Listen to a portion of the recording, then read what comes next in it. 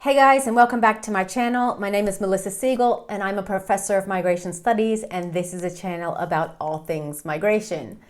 So today we're looking at a country case study, specifically looking at Malaysia. And in this video, we're going to look at the current migration situation in the country. If you're interested in videos on other country case studies, please check out those videos here. And if you're interested in our other videos on the case study of Malaysia, you can check out the history of migration in Malaysia and the migration governance and policy in the country in these other videos. Now let's just jump right in and look at the current migration situation in the country. So to start off, maybe a lot of people don't know that Malaysia is a net immigration country, meaning that more people are coming into the country than leaving the country. And in Southeast Asia, it is a major receiver of migrants from the region. So here you can also see in this graph between 1990 and 2015, we've seen really major increases in the number of immigrants to Malaysia. And the main countries of origin for immigrants nowadays are Indonesia, Nepal, Bangladesh, Myanmar, and India. And as I will have spoken about previously in my video on the history and on policy, Malaysia really does have a very kind of ethnically segregated approach to especially low-skilled immigration, preferring immigrants from ethnic Malay countries or from Muslim countries. So there are also high immigration rates and remittances. Although the government has focused on attracting highly skilled migrants to the country, the majority of labor migrants are lower skilled and mid-skilled. Malaysia is also one of the major remittance sending countries in Southeast Asia because it's a major immigrant receiving country. The main corridor, or the largest corridor for Malaysia, is the Malaysia to Indonesia remittance corridor. There are moderate amount of remittance inflows also to the country as well. So remittances received represent 0.45% of overall GDP in the country in 2019. What you can see here is also the top 10 countries of origin for immigrants in Malaysia. And you can see very clearly the largest immigrant group is from Malaysia, then followed by Nepal, Bangladesh, Myanmar, India, Philippines, Vietnam, Singapore, Pakistan, Japan, and then other countries. So the majority of migration into the country is really labor migration, and there's been a large increase in the number of labor migrants since 2012. There are currently estimated to be 2 million regular migrant workers in the country, but irregular migrants and irregular migrant workers are also continue to be seen as problematic, where there are still large numbers of irregular migrants in the country. It's estimated that between kind of 1.2 and 1.5 million irregular migrants were located in Malaysia in 2019, which is very close to the number of also regular migrants in the country. If we look at the sectors that labor migrants are engaged in the country, the largest share is in manufacturing, followed by construction, plantation work, services, agriculture, and then also as domestic helpers. So a World Bank report estimated that 4 out of 10 workers in the country are irregular migrants. So as I said before, irregular migration is really something that characterizes migration in Malaysia today. Between 2011 and 2014, there were regularization programs also that registered about 500,000 irregular migrants.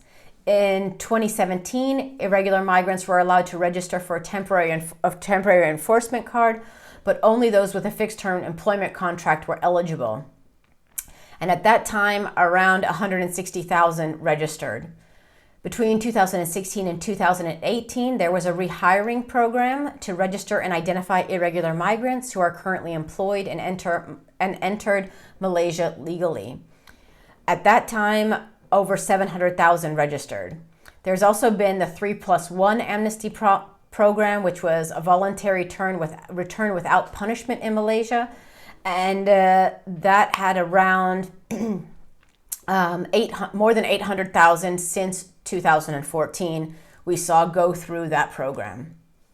So we also see a real precarity of employment and living conditions for documented migrants in the country. In 1971, there was the Foreign Workers' Compensation Scheme for workplace accidents, and this is a lump sum payment for disability or death. And there's mandatory health care insurance for documented migrant workers. But there are high rates of accidents and deaths due to insufficient equipment and the nature of work. In 2014, the Embassy of Nepal in Malaysia stated that the Nepalese labor migrants died at a rate of 9 per week in Malaysia in the second half of the year. In 2020, the inclusion of migrant workers under the National Social Security Scheme. However, studies show that most migrants were not even aware of the enrollment under the previous mandatory insurance. So there's definitely an issue there of information and information access. So domestic workers are often unwilling to report abuse as their legal status to stay in Malaysia is tied to employers and employer sponsorship, which is really an issue. Between 2008 and 2013, over 100,000 foreign domestic workers absconded from their positions. And in 2014, there was a regulation on domestic servants that was brought into force. So there's a lot of precarity for documented workers. So you can imagine the amount of precarity for these irregular and undocumented workers, which we know are many living in Malaysia. So there's no pathway to accessing healthcare, as attending clinics require registration. There are regular crackdowns which result in detention and deportation. In 2019, the Back for Good program was created to register and voluntarily return irregular migrants. And after the program ended in 2020, the government started a crackdown on irregular migrants who did not register. Migrants, whether highly skilled or lower skilled, are seen as temporary and have no integration provisions by the state. So if we look specifically now at emigration, so people leaving the country, of course, we know that there are strong policies in the country that favor the ethnic Malays, and this has resulted in a significant emigration of ethnic Chinese and Indians. Malaysia does not keep track of their emigration, though, and most available statistics are based on destination country data. In 2010, 1 in 10 tertiary educated Malaysians had emigrated to the OECD countries. In 2019, the top 5 destination countries for Malaysians abroad were Singapore, Bangladesh, Brunei, China, well, specifically Hong Kong and China.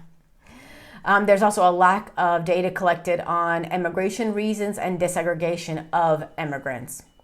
So there's still a lot not known about the immigrant situation, but one thing is very clear in Malaysia. Malaysia is a major receiving country for migration in the region, especially low-skilled migration, and it is very often characterized by irregular migration in the country.